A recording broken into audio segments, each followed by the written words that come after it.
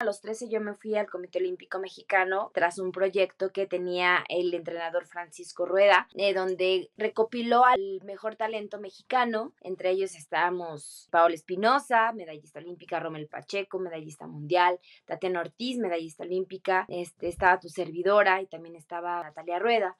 Laura Sánchez también, medallista olímpica, y estábamos ahí, vivíamos ahí, comíamos ahí, entrenábamos ahí. Fue un proyecto muy ambicioso. Acá en los clavados de altura caemos de pie porque el impacto es mucho más fuerte, entonces tu estructura ósea superior pues no aguanta ese impacto, entonces por regla se tiene que caer de pie. Los clavados de altura son muy mentales, ¿no? La vista no es la misma, competimos en lugares naturales, me tocaba en el mar, en ríos, en lagos, y no es de manera común como en los clavados vemos. Tuve un bloqueo muy importante dentro de los clavados de altura, donde el miedo estaba latente y no lo sabía manejar, no supe manejarlo, la presión social, la presión familiar, entonces me bloqueé. Llegué a ver gente que se iba al hospital, que malas caídas. Yo era presente y sí me asustaba muchísimo. Recuerdo que en la Copa del Mundo, antes de tirarme yo un clavado que iba a ser nuevo, justo iba a ser un clavo nuevo, una niña se accidentó. Y sí tuve que parar, retroceder, esperarme como unos 15 minutos para no engancharme con eso, ¿no?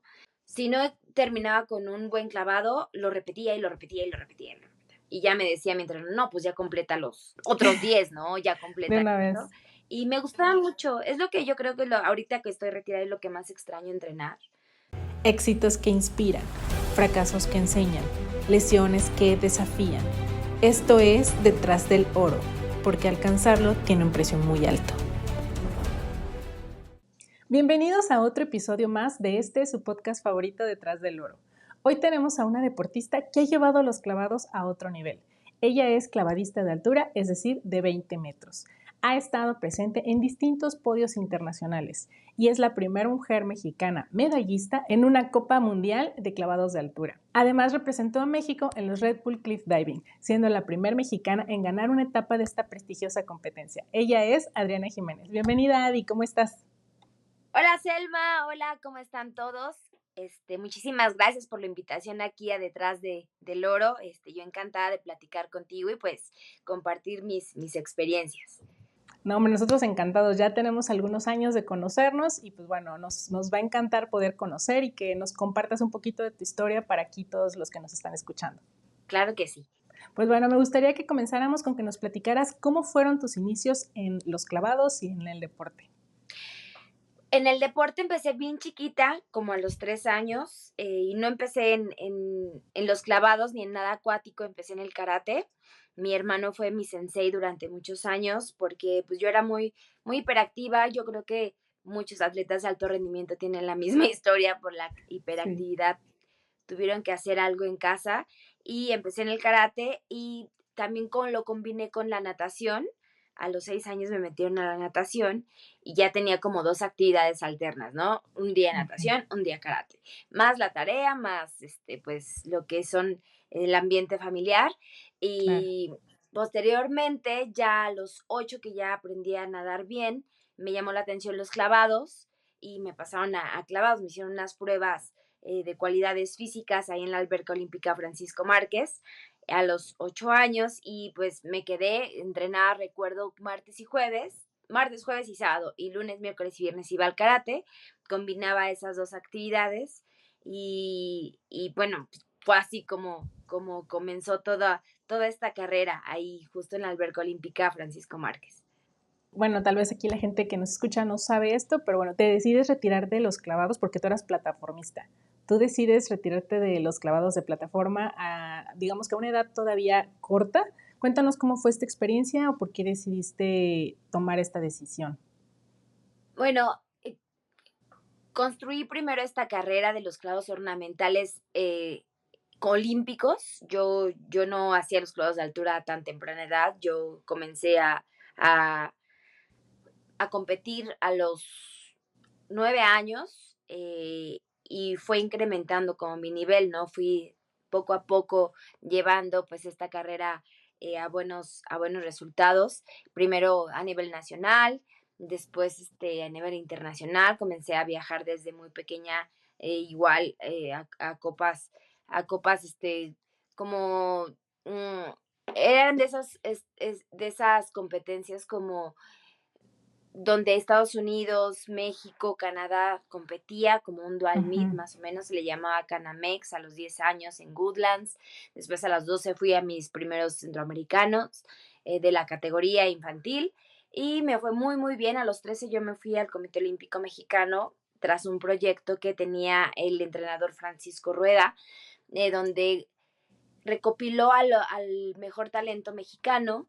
Entre ellos estábamos Paola Espinosa, medallista olímpica, Rommel Pacheco, medallista mundial, Tatiana Ortiz, medallista olímpica, estaba tu servidora y también estaba otra niña que se llama Natalia Rueda. Entonces nos llevaron al Comité Olímpico Mexicano a vivir ahí, a vivir a una temprana edad. Yo tenía 13, los demás eran más chicos que yo.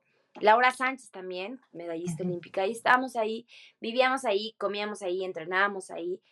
Fue un proyecto muy ambicioso porque de ahí pues actualmente casi todos somos medallistas o medallistas mundiales o medallistas olímpicos, entonces Sí. fue un proyecto muy ambicioso y el objetivo era ir a Atenas, ¿no? Ese proyecto, ese conjunto tenía un objetivo muy claro que nos iba a preparar para Atenas y éramos como la generación futura de los clavados, ¿no? Entonces estuve ahí desde los 13 a los 19 años. Después me cambié de entrenador con Jorge Rueda, donde él tenía pues una selección mucho más sólida. Venían de Sydney, no, venían de, no de Sydney. Sí, venían de Sydney 2000 y justo María José Alcalá se retira y bueno, se me abren las puertas para poder ser parte de este Ujú. conjunto del entrenador Jorge Rueda, donde Fernando Platas viene con una medalla este, olímpica y ahí empecé también, a los 15 años estuve ahí, también eh, empecé a crecer no solo como persona, también como clavadista y a los 19 años viene este primer filtro a nivel nacional donde vas a competir para la Copa del Mundo, que es el preolímpico, ¿no? Quedo, Ujú. no era una de las favoritos, pero sin embargo quedo en esa selección. Y en Atenas, donde se lleva a cabo la Copa del Mundo, ganó este pase olímpico, ¿no? Recordemos que el pase olímpico al final no tiene tu nombre, al final es para México y como se fueron Ujú. dando las cosas y las circunstancias, no fui a Atenas, a pesar de haber ganado ese pase. Eh, Me decepcioné mucho, tiré el traje de baño, tiré la toalla, tiré todo lo que se necesita para los clavados y me enfoqué para en otro rumbo, ¿no? Ya no quería saber absolutamente nada del alto rendimiento, me decidí a estudiar y a probar nuevas cosas. La verdad tenía 19 años, pero estaba ya como un poquito cansada, harta, decepcionada y fue eso por el cual ya no quise seguir. Es que también ya llevabas una trayectoria larga en los clavados, o sea, aunque podría parecer que todavía eras joven, a los 19 años ya llevabas casi 10 años en el deporte y varios años en el alto rendimiento. Entonces, quieras o no, pues también ya a veces buscas estos otros objetivos y otros sueños que a veces pues te hacen más ilusión y que después de algunas decepciones deportivas pues dices, no, o sea, como que ya no le ves mucho sentido a eso que estás haciendo y para poder rendir como quieres necesitas estar comprometida con ese sueño. Entonces, cuando pierdes a veces esta motivación es difícil continuar. Sin embargo, 10 años después decides regresar al deporte de alto rendimiento. Cuéntanos cómo fue esta situación. Justo fíjate que yo tengo la idea y me he convencido que cuando no cierras un ciclo de una manera correcta, la vida, el destino te vuelve a poner en el mismo camino, ¿no? Pero con un reto mucho más grande. No supe enfrentarlo, no supe, en esa época no se utilizaba como esa inteligencia emocional, no sabíamos que existía, no sabíamos que podíamos fortalecernos mentalmente, no tenía psicólogo deportivo. Entonces, eh, 10 años después, la vida me va poniendo como esas señales, me va dando señales para darme cuenta que pues los clavados yo tenía que formar parte de los clavados, ¿no? Sí. Entonces, primero terminé la carrera, yo soy licenciada en Administración del Deporte, termino y mi primer trabajo es como entrenadora, justo en el Comité Olímpico y de semillero. Entonces ahí va, es la primera señal, ¿no? Ujú. La segunda señal, pues aparece como gente que se dedicaba ya a los clavos de altura y me comienzan como a contar de lo que son los clavos de altura, ¿no? Ya la tercera señal fue que me invitan, una de esas personas que entrenaba ahí me invita a formar parte de un show de clavados en Europa. Entonces cada vez me iba acercando más a, a estas señales que me va dando la vida. Yo me fui a ese show de Europa, lo atractivo eran los clavados de altura, pero también era como teníamos que hacer un conjunto de clavados sincronizados de 3 metros, 10 metros, y ya el acto final era como los clavos el clavado de altura, ¿no? El que cerraba, y yo no lo hacía, pero comencé a aprender a tirarme de 12 metros, de 14 metros, de 16 metros, ¿no? Entonces simplemente fue como probar algo nuevo y me encantó. Al final, en el 2013, dentro de ese trabajo me tiro mi primer clavo de altura, simplemente pues para probar, para Ujú. saber qué se sentía, sin imaginar que más adelante se me pudiera ver la oportunidad y esta idea de decir, pues, ¿por qué no puedo ser clavadista de altura? Si ya es oficial a nivel mundial, si existe ya la rama femenil en Red Bull Cliff Diving. Entonces, se me metió esa idea y yo creo que fue una idea brillante y fue también gracias al destino, a las señales y a la vida que me puso ahí para poder cerrar un ciclo, porque mi carrera no se había terminado. No, definitivamente todavía tenías muchas cosas que dar y como dices, también como deportistas es difícil que nos deslindemos del deporte como de tajo, ¿no? Llevamos ese chip interno en donde de una u otra forma estamos ahí, o como dices, como entrenadora, como deportista, por ejemplo, en este caso que yo estoy haciendo el podcast, ¿no? O sea, hay algo que nos llama del deporte, entonces también es muy bonito ver cómo la vida nos va llevando por distintos caminos, pero al final siempre estamos unidos al deporte de una forma u otra. Cuéntanos cómo fue esta transición de pasar de los clavados de plataforma a los clavados de altura. Es muy diferente en cuanto a la técnica, al entrenamiento que tienes. Cuéntanos cómo es esta diferencia. Bueno, la primera diferencia obviamente pues es la altura. Yo me especialicé en la plataforma de los 10 metros, que es una prueba olímpica y donde caes de cabeza, ¿no? Haces piruetas y caes de clavado. Uh-huh. Acá en los clavados de altura caemos de pie porque el impacto es mucho más fuerte, entonces tu estructura ósea superior pues no aguanta ese impacto. Entonces, por regla, se tiene que caer de pie. Entonces, sí, esa transición no fue fácil, como toda transición, como todo que se aprende, no fue fácil. Aprender este medio giro con los clavos al frente y adentro, este medio giro para entrar de pie, y en los clavados, con una entrada natural, aprender a bajar los pies y bajar los brazos. Es una técnica nueva, fue una técnica que tuve que aprender. Poco a poco, obviamente, te vas adaptando.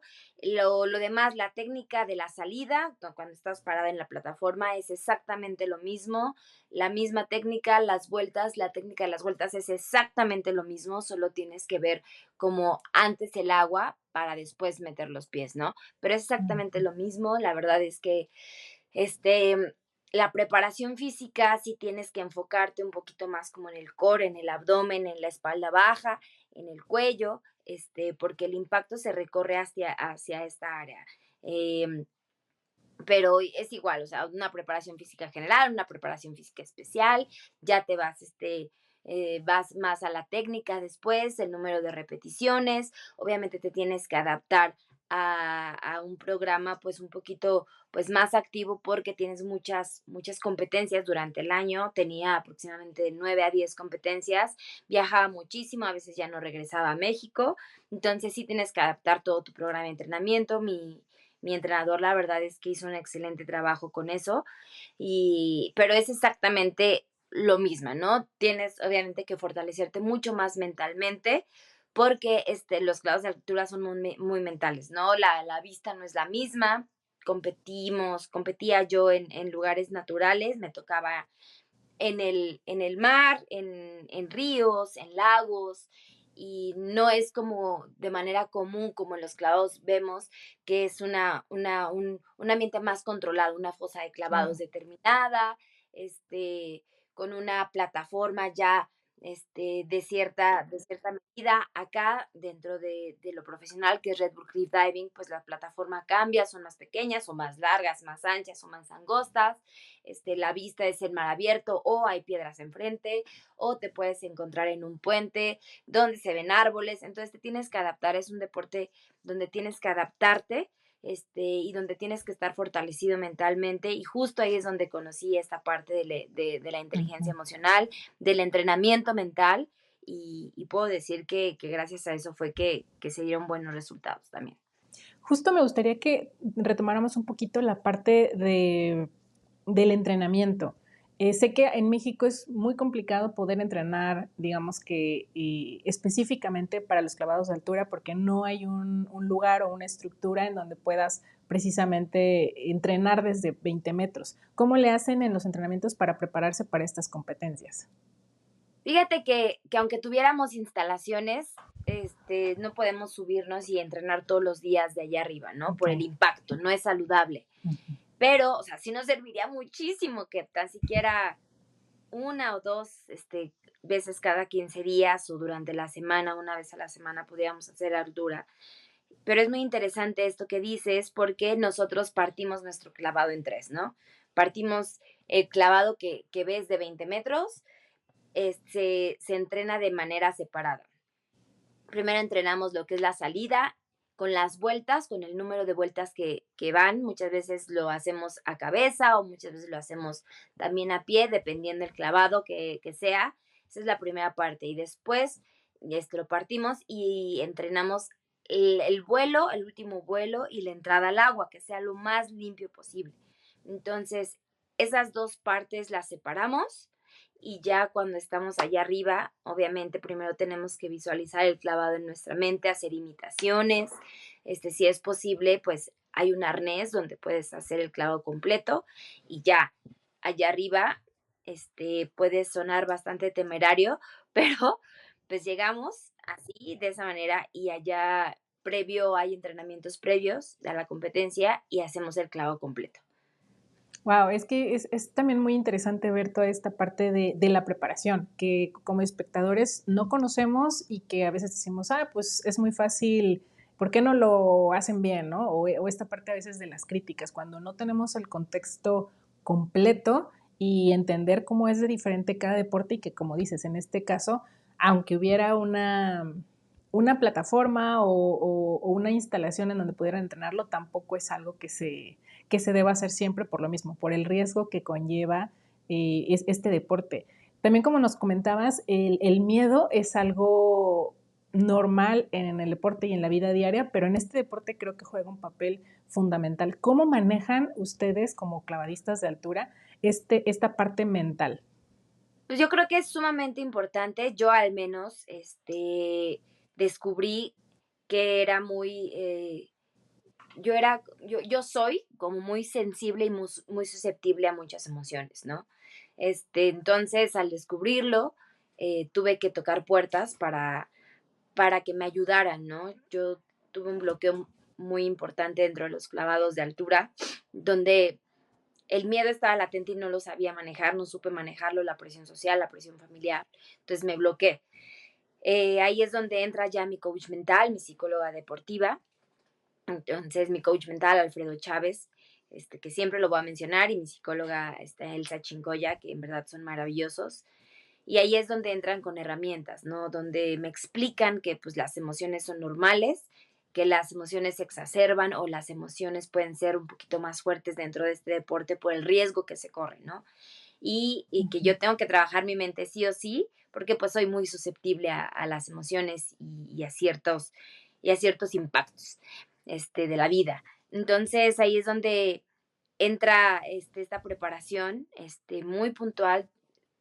Tenía que ser muy disciplinada con eso, ir de la mano de mi preparación física, técnica y mental, o sea, era del diario yo prepararme mentalmente, entrenar mi mente dentro de los entrenamientos, escribir las emociones, escribir lo que tenía que hacer, convencerme realmente de que era lo que yo quería, acompañado con respiraciones, ser consciente de mi respiración, ejercicios de respiración, los argumentos de poder, el cómo te hablas tú misma, el, el tener en tus pensamientos solamente una cosa, y no abarcarla con cosas que realmente no tienes que hacer en la plataforma, solamente movimientos, solamente tú, tu respiración y lo que tienes que hacer. Se dice muy fácil, pero a la hora de hacerlo y de ejecutarlo no es nada sencillo. Entonces hay que entrenarlo en conjunto con tus entrenamientos diarios y al llegar a la competencia tiene que ser exactamente lo mismo, el copy-paste de sus entrenamientos, tanto físico, mental, técnico y llevarlo a cabo tal cual. Muchas veces en las competencias, la emoción, la música, la gente te dispersa, te mueve y ya se te olvida que tienes que hacer eso, pero justo es la manera inteligente de, de hacerlo presente y de no cambiar nada de lo que haces en los entrenamientos. Justo en este tema recuerdo una frase que nos dijiste en la entrevista que te hicimos para el libro, que era, como entrenas es como compites y cuando compites tienes que pensar que estás entrenando, ¿no? Entonces es esta Justo. parte importantísima de que tienes que simular la competencia en tus entrenamientos para que cuando compitas, cuando estés en ese escenario, a tu cuerpo, a tu mente no le sea distinto, no le sea algo desconocido. Y al mismo tiempo, cuando estés compitiendo, tienes que enfocarte o pensar que eso ya lo hiciste, que tu cuerpo ya está preparado, que ya lo entrenaste, para que precisamente tu mente no vuele a lo que puede pasar, a los resultados buenos o malos, ¿no? Porque al final la mente juega un papel importantísimo en el rendimiento de cualquier deportista. Sí, tienes que hacer exactamente lo mismo nosotros, por ejemplo, no tienes que saltar más o saltar menos o darle más fuerte, porque no, o sea, es lo mismo, o sea, como lo entrenaste, esa misma fuerza, ese mismo ritmo, los mismos movimientos, los tienes que replicar en la plataforma de la competencia. ¿Para qué? Para que se genere ese clavado que tanto has preparado y tantas repeticiones y tanto, y para que también la mente no vea la diferencia entre uno y otro y tú lo puedas disfrutar también, puedas sentirte cómoda y puedas, ahora sí que manejar ese escenario. Oye, justo hay veces que, bueno, por más que a veces entrenas y todo, de repente hay algo que falla en competencia, pero lamentablemente en este deporte que es de alto riesgo, un error puede ser algo muy peligroso. ¿Te llegó a tocar, presenciar algún accidente o alguna situación pues complicada en las competencias? Sí, o sea, llegué a ver gente que se iba al hospital, que malas caídas. Yo era presente y sí me asustaba muchísimo. Recuerdo que en la Copa del Mundo, antes de tirarme yo un clavado que iba a ser nuevo, justo iba a ser un clavo nuevo, una niña se accidentó. Y sí tuve que parar, retroceder, esperarme como unos 15 minutos para no engancharme con eso, ¿no? Claro. Y pues yo nunca tuve un accidente como tal, o sea, llegué a tener malas caídas, pero o sea, muy pequeñas, que al final también me llevaron al hospital, pero por, porque, o sea, una ola me pegó así, no, pero no Ok. caí mal, así no quedé inconsciente ni nada, una ola me pegó en la cara y me pinchó un nervio, ¿no? Y se me durmió el brazo. Entonces, esos detalles son importantes y hay que llevarte al hospital para ver que todo esté bien en tu sistema nervioso. Nunca tuve un accidente, la verdad es que yo agradezco mucho, yo creo que fue parte también de la preparación del entrenamiento previo que traía, porque sí, un accidente puede ser catastrófico ahí y justo cuando no estás bien mentalmente y no estás Sí. convencido y no estás empatado con tu cuerpo y tu mente es cuando pasan los accidentes o también un exceso de confianza. Cuando tienes demasiada También. confianza es cuando sucede. Sí, lamentablemente hay veces que puedes haber entrenado mucho, pero un segundo, unos minutos de que te desconcentres o tu mente se vaya a otro lado donde no sea precisamente como dices. Conectar con tu cuerpo y con lo que hiciste puede ser, sobre todo en este tipo de deportes, pues completamente, puede tener un resultado muy problemático y muy peligroso. Entonces, pues bueno, creo que hay algunos deportes precisamente en donde es muy importante tener cuidado con esta preparación mental, además de los entrenamientos físicos. En cuanto a las preparaciones de entrenamiento, ¿qué era lo más complicado de tener que entrenar en esta disciplina de saltos de altura? Nada, a mí me encantaba entrenar, me fascinaba entrenar. La Ok. verdad es que yo no le encontraba ninguna complicación. Cansancio, pues es normal que te canses. A mí me Ujú. encantaba y me encantaba terminar con el mejor clavado. Si no terminaba con un buen clavado, lo repetía y lo repetía y lo repetía y lo repetía. Y ya me decía mi entrenador, no, pues ya completa los otros 10, ¿no? Ya De completa una esto. vez. Y me gustaba mucho. Es lo que yo creo que ahorita que estoy retirada es lo que más extraño entrenar Ok. porque pues el cansancio se hacía presente, pero es algo normal que estés cansada como atleta de alto rendimiento. Pero me gustaba muchísimo, me gustaba subirme, me gustaba el ambiente que tenía con mis compañeros, me gustaba mucho el lugar donde entrenaba, me gustaba muchísimo sentir el agua, me gustaba, a veces hacía frío, pero pues ni modo, me gustaba mucho, la verdad es que nunca le encontré ninguna complicación, al contrario, yo creo que el entrenamiento, es lo que era mi trabajo y tenía el mejor trabajo del mundo.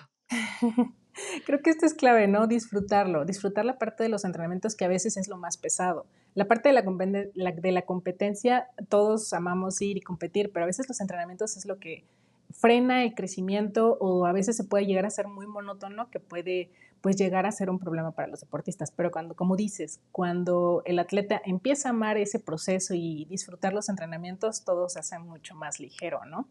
Me gusta la rutina, entonces que sea rutinario y ver cómo ha evolucionado y tener estos detallitos así de, por ejemplo, hoy me voy a usar mi traje de baño favorito, hoy voy a estrenar traje de baño, hoy voy a premiarme con un postre en el comedor o algo así. Entonces yo creo que tienes que también tener como esos puntos donde te apapachas. Creo que eso es algo importante, que muchas veces como deportistas perdemos de vista, que el premio al final no solamente es la medalla o el trofeo por el que vas en la competencia para la que estás entrenando, sino que también es importante darte estos pequeños premios, celebrar esos pequeños logros que vas teniendo en los entrenamientos para que entonces puedas disfrutar mejor de todo el proceso, porque si nada más entrenas con vista a tener un resultado, le das mucho peso a la competencia y cuando las cosas no salen bien, pues te pesa muchísimo ese mal resultado. Pero también si nada más estás entrenando esperando a que el resultado, la recompensa, sea dentro de 3 meses, 6 meses, 4 años en el caso de los Juegos Olímpicos, pues nadie va a aguantar ese proceso sin que tengas al menos un poquito de esta recompensa. Entonces creo que también es muy importante esa parte de irte premiando para poder disfrutar mejor de los entrenamientos y del proceso en lo que llegas a la competencia final. Claro. Oye, justamente hablando de estas competencias, como nos platicabas, llegaste a competir en escenarios increíbles donde la naturaleza es pues impresionante. ¿Recuerdas alguna competencia en particular donde el escenario haya sido así de wow? La verdad es que todas me sorprendían, pero hay un lugar que yo tengo un lugar favorito que se llama la isla de Azores, en Portugal. Ujú. Y ahí fue donde por primera vez obtuve el primer lugar en la Serie Mundial en el 2017. Y en verdad los colores de las rocas, porque nos tirábamos una vez de las rocas y otros tres de la plataforma, pero donde estaba ubicada la plataforma podías ver el mar abierto, un monolito de piedra también al lado. Es impresionante, atrás había una laguna perfectamente circular con un valle así hermoso. Entonces, también cerca de ahí había unos jardines colgantes preciosos. Entonces, yo creo que ese lugar, justo es mira, de esta foto, ese Ah, lugar lo ajá. yo llevo en mi corazón. Ha sido uno de los más hermosos, emblemáticos e icónicos para mi carrera. Y yo creo que ese es mi favorito. Oye, y junto con estos escenarios y estas competencias que a veces llevamos en el corazón siempre con nosotros, también hay consejos que llevamos con nosotros en todo momento, tanto como deportistas como personas ya retiradas del deporte. ¿Qué consejo o cuál fue el mejor consejo que recibiste de algún entrenador durante tu carrera deportiva? Ay, Yo creo que más que de entrenadores, de mis coaches mentales, de mi coach mental, Alfredo Chávez, que, que tu corazón brilla más que una medalla, ¿no? Que no, que no importaba que tuvieras todas las medallas mundiales o todas las medallas olímpicas, si tú no eras una buena persona o realmente no hubieras disfrutado o realmente tú no emanes ese brillo, ¿no? Ser una persona gris, yo creo que este no es lo óptimo, aunque tengas todos los triunfos del mundo. Entonces yo creo que esa fue la frase y el consejo más hermoso que pude recibir, de que tu pecho brille más que una medalla, tu corazón brille más que una medalla. ¿Cómo te gustaría ser recordada en el deporte mexicano, Adi? Eh, la mujer que rompió esquemas, la mujer que le abrió las puertas a los clavos de altura de México para el mundo y la mujer que deja huella, ¿no? Y sobre todo uno de mis objetivos es que quiero dejar esa, lo tengo muy marcado, pero es domingo en la mañana, quiero dejar esa, aparte de esa huella, yo lo tengo anotado en mis diarios y un legado. Quiero dejar un legado. Quiero dejar un legado, quiero sacar adelante estas nuevas generaciones. Lo estoy haciendo y quiero posicionarlas en el podio. Que esta nueva generación que estoy llevando de la mano la quiero dejar en el podio. Y créeme que lo estás haciendo. Eres una atleta que dejó huella, que marcó ese legado y que lo sigues haciendo, porque al final no hay mejor legado que ser, en este caso, un entrenador, una entrenadora, que sigues ayudando a los deportistas a conseguir esos resultados, pero sobre todo a ser su mejor versión durante el proceso. Y tú que viviste esa experiencia y no solamente alcanzaste lo máximo en tu deporte, sino que además viviste lo que es retirarte del deporte, pero regresar a lo que más amas. Entonces, esos aprendizajes no cualquiera los tiene, no cualquiera los va a poder transmitir a las personas que siguen. Entonces, estoy segura que todo ese legado y todo ese sello que quieres dejar, lo has seguido haciendo. Y pues te agradezco muchísimo que nos hayas dado un ratito de tu tiempo. Me hubiera gustado poder platicar un poquito más, pero bueno, yo creo que te vamos a tener que invitar de nuevo para otra ocasión para seguir profundizando porque hay muchísimas cosas más que nos puedes seguir contando, Adi. Por supuesto, Selma, y yo también agradezco mucho esta iniciativa que tienes, el libro que escribiste con las frases de los campeones mundiales y que te empapes siempre del deporte, ¿no? Yo creo que cuando tienes tu deporte, el deporte dentro de tu vida, siempre vas a encontrar algo positivo y siempre vas a tener objetivos claros. Yo también disfruté mucho esta plática, muchísimas gracias y por supuesto que nos podemos ver pronto sin ningún problema. Va que va. Y a todos los que nos están escuchando, muchas gracias por acompañarlos. Si este video les gustó o escucharon algo de valor, recuerden darle like y compartirlo para que podamos llegar a más personas. También recuerden seguir a Adi en sus redes sociales para que puedan seguir pues toda su trayectoria y todas estas historias impresionantes que nos va a seguir compartiendo ahí en sus redes. ¿Cuáles son, Adi? @adijimte, Adi con Y, en Instagram y también en Twitter. En Facebook me encuentran como Adi Jiménez, Adi con Y también. Síganme. Es una orden. Vayan en este momento, pausenle, vayan y después regresan.